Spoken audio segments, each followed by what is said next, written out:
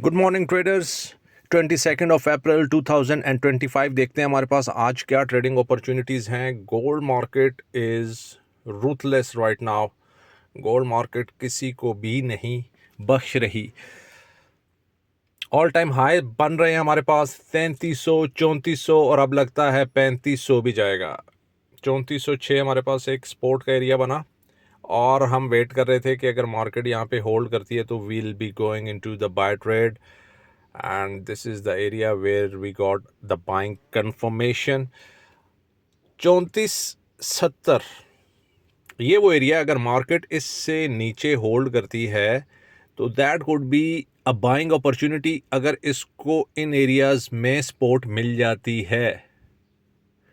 3470 अगर market hold करती है इससे नीचे तो इसका मतलब है कि मार्केट के बुलिश ट्रेंड में वीकनेस आ सकती है।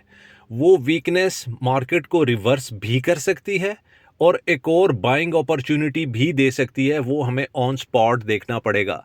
लेकिन राइट नाउ जबकि ये वीडियो बन रही है, market is bullish, market is ruthless. Do not ever try to short this market. सोचना भी नहीं कि आप लोग मार्केट को शॉर्ट करेंगे। In fact by the dips is the strategy. तो मार्केट बढ़ रही है 3500 की तरफ। 3500 गया, 3600, 3700, 4000।